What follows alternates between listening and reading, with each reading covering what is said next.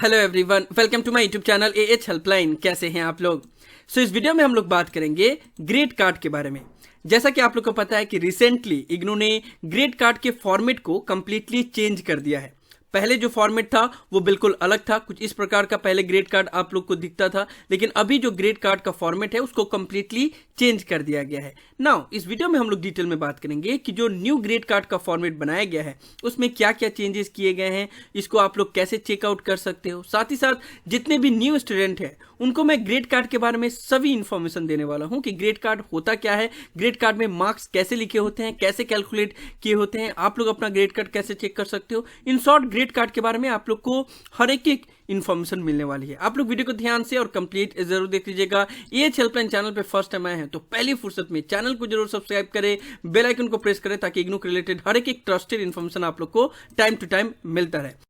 ये है new grade card का पोर्टल जो आप लोग के स्क्रीन के ऊपर नजर आ रहा है। इसका लिंक मैंने डिस्क्रिप्शन में दे दिया है, तो चाहे आप जिस भी प्रोग्राम से बिलोंग करते हो आपको इसी पोर्टल पे आके अपना अपना ग्रेड कार्ड चेक करना होगा।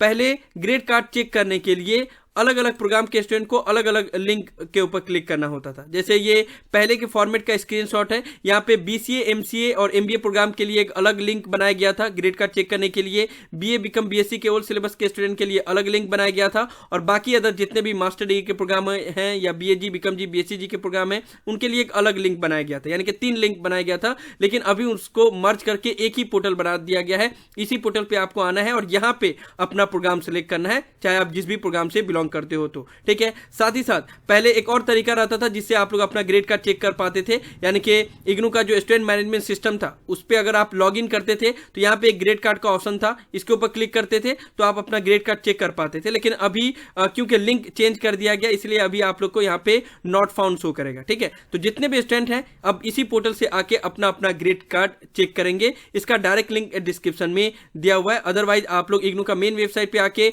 रिजल्ट के ऊपर क्लिक करोगे, उसके बाद यहाँ पे ग्रेड कार्ड का ऑप्शन है उसके ऊपर क्लिक करोगे तब भी आप लोग इस पोर्टल पे आ जाओगे ना। यहाँ पे 3 ऑप्शन दिया गया है। जो भी बीसीए, एमसीए, एमपी, एमपीबी और पीजीडीसीए प्रोग्राम के स्टूडेंट है वो इसको सिलेक्ट करेंगे। उसके बाद से यहाँ पे अपना प्रोग्राम कोड सिलेक्ट करेंगे, एनरोलमेंट नंबर पुट करेंगे, उसके बाद से ग्रेड कार्ड चेक कर सकते हैं।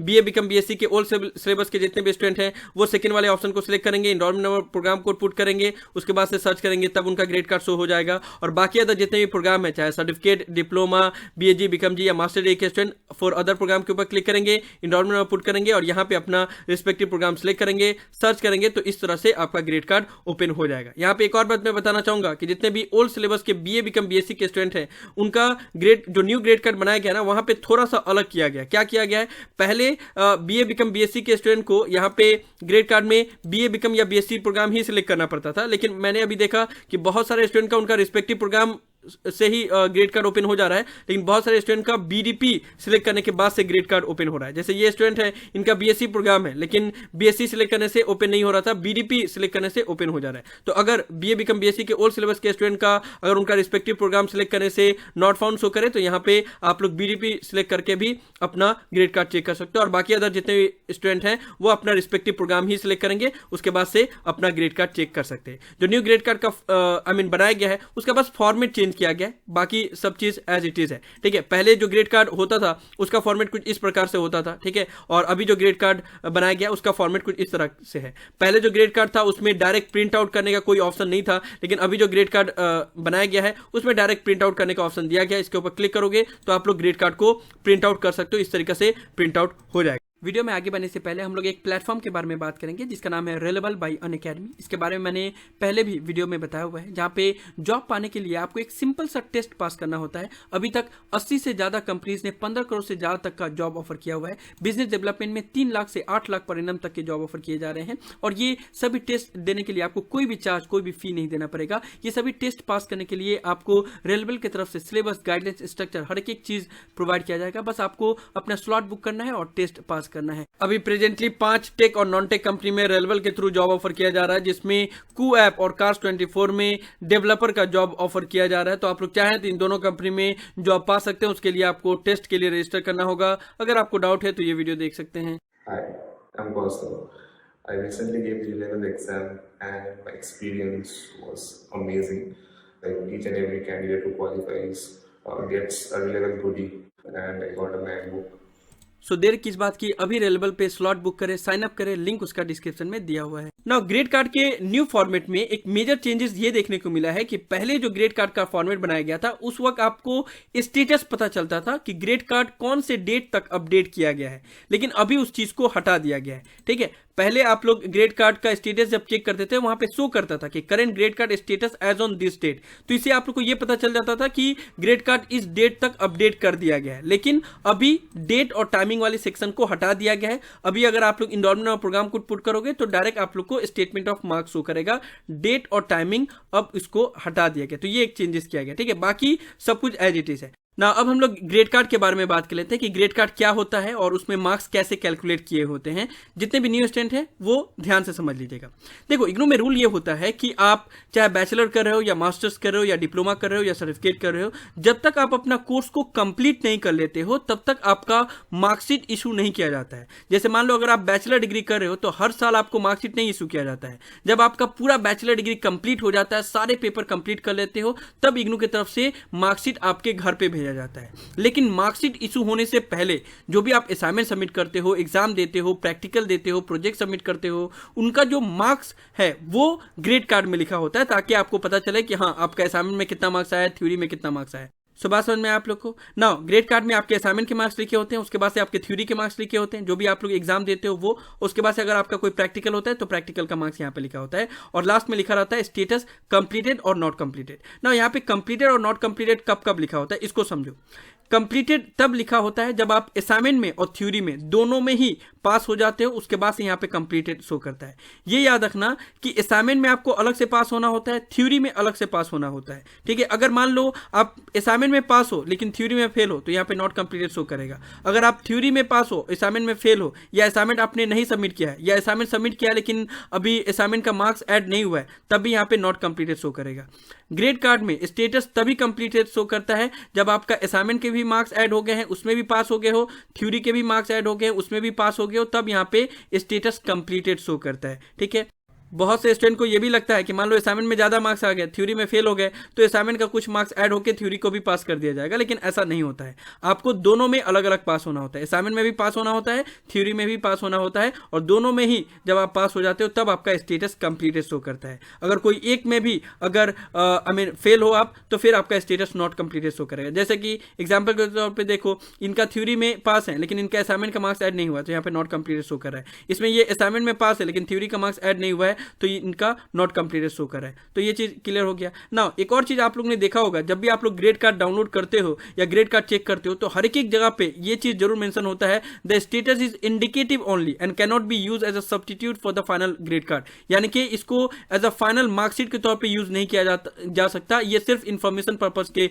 लिए है। यहाँ पे लिख दिया गया फॉर इंफॉर्मेशन ओनली। ऐसा इसीलिए क्योंकि यहाँ पे जो मार्क्स लिखे होते हैं और जो मार्कशीट आपको रिसीव होता है उसमें बहुत डिफरेंसेस होता है। ऐसा क्यों? क्योंकि देखो, इग्नू का जो सिस्टम है बहुत अलग है। इग्नू में जो मार्क्स कैलकुलेट करने का तरीका है वो बहुत अलग है। क्या है कि जो असाइनमेंट में आप जितने भी मार्क्स लाते हो उसका पूरा तो कैलकुलेट होता नहीं है, उसका सिर्फ 30% कैलकुलेट होता है, और थ्योरी में जितने भी मार्क्स लाते हो उसका 70% कैलकुलेट होता है, फिर उसको प्लस करके फिर मार्क्स को कैलकुलेट किया जाता है। बात समझ में आया? तो ये जो फाइनल मार्कशीट होता है उसमें तो सारा चीज परसेंटेज निकाला जाता है। आई मीन उसका असाइनमेंट का 30%, थ्योरी का 70%, फिर उसको प्लस करके फिर लिखा जाता है, उसके बाद में टोटल करके उसके बाद से आपका मार्क्स निकाला जाता है। तो ये कैसे सब्स्टिट्यूट हो जाएगा? बात समझ में आपको? तो ये जस्ट इंफॉर्मेशन पर्पज के लिए कि आपका असाइनमेंट का मार्क्स इतना आया है, थ्योरी में इतना आया है, ठीक है, लेकिन इसको एज अ फाइनल आप ग्रेड कार्ड यूज नहीं कर सकते। इसको कैलकुलेट करके फिर मार्कशीट भेजा जाता है, ये आपका फाइनल मार्कशीट होगा। इसको आप मार्कशीट के तौर पे यूज नहीं कर सकते, इसको सिर्फ एक इंफॉर्मेशन पर्पज के तौर पे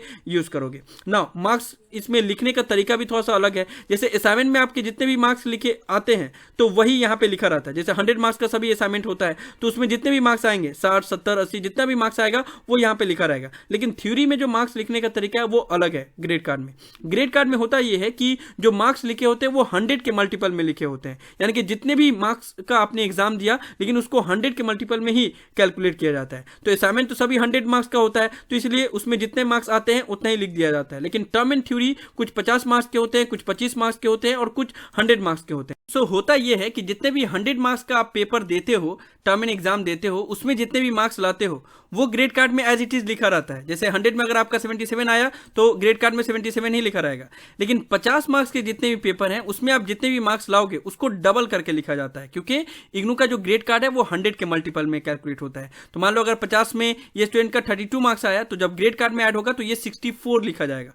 बात समझ में आया? तो इस तरीके से इग्नू का ग्रेड कार्ड में टर्म एंड थ्योरी का मार्क्स लिखा होता है।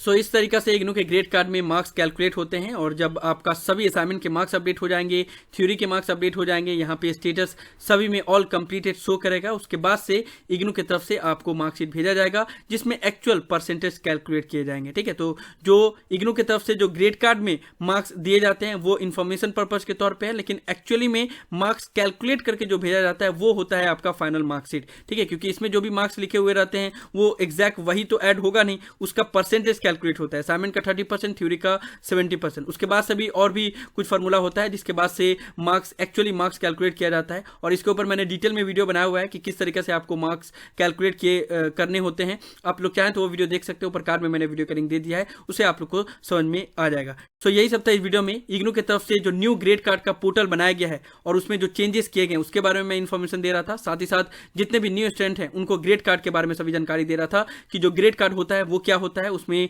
मार्क्स कैसे लिखे होते हैं, स्टेटस का क्या मतलब होता है और मार्क्स को किस तरीके से कैलकुलेट किया हुआ होता है। मुझे उम्मीद है कि आप लोग को ये सभी इन्फॉर्मेशन यूजफुल लगी होगी, इसलिए वीडियो को लाइक जरूर कर दे, सभी फ्रेंड के साथ शेयर करें ताकि उनको भी सभी इंपॉर्टेंट इन्फॉर्मेशन मिल पाए। किसी भी तरह के डाउट के लिए आप लोग नीचे कमेंट बॉक्स में लिख सकते हैं या मुझे डायरेक्टली कॉल करके भी अपना डाउट क्लियर कर सकते हैं। और अगर आप एएच हेल्पलाइन चैनल पे फर्स्ट टाइम आए हैं तो मेक श्योर आप लोग पहली फुर्सत में एएच हेल्पलाइन चैनल को जरूर सब्सक्राइब कर ले। So thank you so much for watching this video.